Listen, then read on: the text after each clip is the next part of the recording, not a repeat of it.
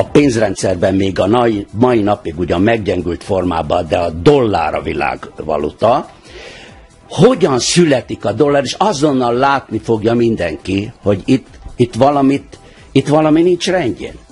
Ugyanis az amerikai államnak, ha mondjuk szüksége van 100 milliárd dollárra, amelynek az fedezete az, hogy az amerikai államnak jövedelme van. Mindenféle vámbevétele, adóbevétele, vámok, illetékek, szóval az államnak van jövedelme. Ezért az állam, mondom, ez egy példa, szüksége van 100 milliárd dollárra, akkor elővesz egy csekk, elővesz egy darab papírt, ráírja, hogy treasury bond, tehát államkötvény, és 100 milliárd dollár. Utána van egy bank, a Federal Reserve System, amelynek megtévesztő a neve, mert a Federal az amerikai angolba, én egyébként amerikai állampolgár is lettem, ezt elfelejtettem megmondani, tehát van amerikai útlevelem is, és amerikai is vagyok, tehát nem csak New York államba bejegyzett jogtanácsos, érvényesen, good standing, ahogy mondják, vagyis ha federál szót olvassuk, az azt jelenti, hogy ez nem a New York állam, vagy Wisconsin állam, vagy New Jersey, vagy Florida, vagy a Kalifornia, hanem ez a Washington DC-ben, District of Columbiában székelő Egyesült Államoknak a kormánya. De van egy ilyen Federal Reserve System nevű központi bank, amiben azonban a federál szó nem ezt jelenti. A federál itt annyit jelent, mint mondjuk a Federal Expressnél, csak egy név megtévesztésre szolgál. Ez kezdettől fogva magánbank volt, a megalapítóinak a mai napig titokba tartják a nevét, annak dacára, hogy azért ki lehetett következtetni, hogy 8 alapító bankja közül 5 a Rothschild ház érdekeltségébe tartozott, és a 3 másik is többé-kevésbé ehhez a pénzhatalmi körhöz tartozó bank volt. Tehát 8 magánbank 100%-ig magántulajdonban lévő intézménye az amerikai központi bank szerepét betöltő Federal Reserve System. Na most, vagyis mi történik? Ehhez a magánbankhoz elmegy a magyar, illetve a washingtoni központi kormányzatnak a pénzügyminisztere, és azt mondja, hogy nekem szükségem van 100 milliárd dollárra, fölajánlom érte ezt a 100 millió dolláros államkötvényt.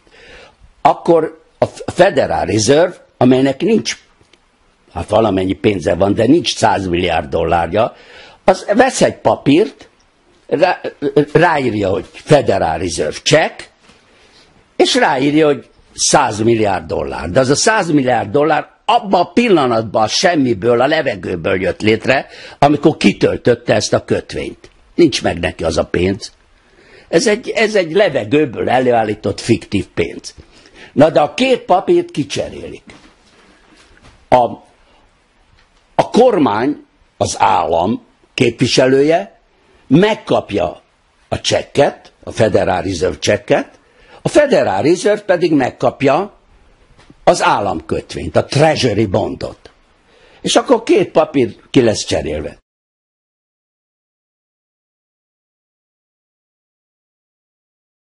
Ez a fiktív pénz, amit ez a magánbank előteremtett a csekk kiállításával, ez fedezett pénzé válik, mert az állam elkezdi utána fizetni a kamatot és a törlesztést. Vagyis fedezett pénzé alakul át a szervezett pénzhatalom ilyen intézménye által, mint Federal Reserve, levegőből előállított pénz. Na most, de ez nem elég. Erre az első probléma itt az, hogy az állam miért nem effektíve pénzt bocsát ki ugyanarra a fedezetre. Miért kell neki először adóslevelet kibocsátani, az adóslevelet kicserélni egy magánbanknak a csekkjére, hogy utána ennek a magánbanknak kamatot fizessen, és effektíve visszafizesse a pénzt. Ez az első kérdés. Erre választ kell adni ma is, választ kell adni a pénzhatalmi köröknek, hogy ezt miért csinálják. Mert ez semmi egyéb, ha már úgy kezdődött, hogy uzsora. Ez egy közönséges uzsora. Mert valamit kapnak semmiért. Hát ez a pénzrendszer, ez nem működik, nem tölti be a funkcióját. Ez talán feltűnt kedves nézőknek is, hogy az, amiből mindig tudjuk, amiből nálunk a legkevesebb, ugye az a pénz.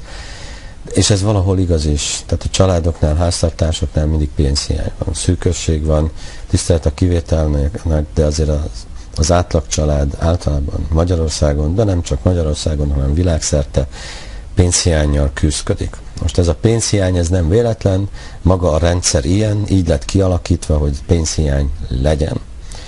Ez egy hatalmi eszköz, tehát pénzhiány pont azért tettek, vagy hozták létre, hogy hatalmi eszközként használhassák a pénzt, és azzal bármi megvásárolható.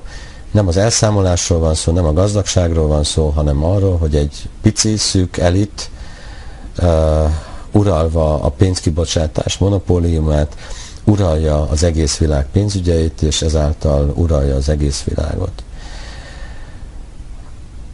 Hogy tudták ezt megtenni? Természetesen nem demokratikus eszközökkel, a törvényhozáson keresztül hozott nem demokratikus törvényekkel, ami biztosítja számukra a pénzkibocsátás monopóliumát.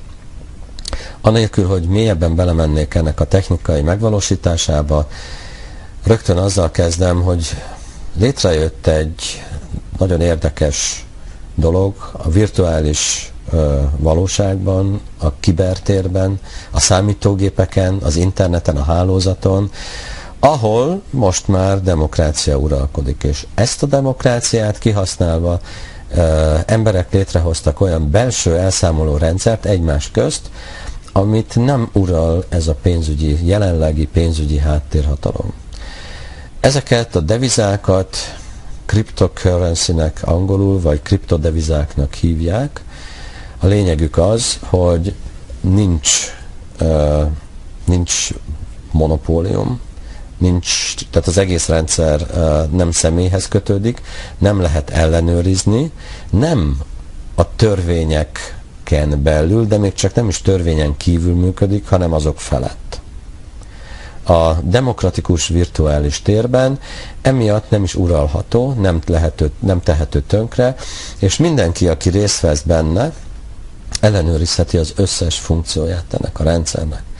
Tehát az összes tranzakcióról mindenki értesül, leellenőrizheti, hogy nincs-e csalás a rendszerből, mindenki egyben ennek a rendszernek úgy részese, hogy a teljes rendszer az ő számítógépén is létrejön, illetve létrehozható, illetve figyelemmel kísérhető.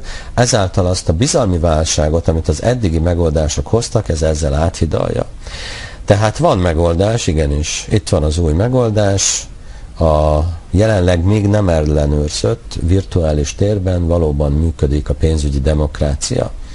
Ennek az egyik legnagyobb képviselője, nem is az egyik, hanem tulajdonképpen a legnagyobb képviselője és legnagyobb devizája a bitcoin.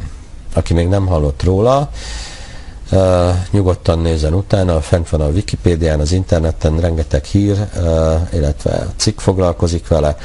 A bitcoin az a rendszer, a többek közt az egyik rendszer, amelyik nem ellenőrizhető, nem tiltható be, illetve aki részt vesz benne, mondjuk 60 000 ember, vagy lehet akár több millió ember is, nem hozható összefüggésbe pénzmosással, nem csukható le, az egész világot nem lehet lecsukni.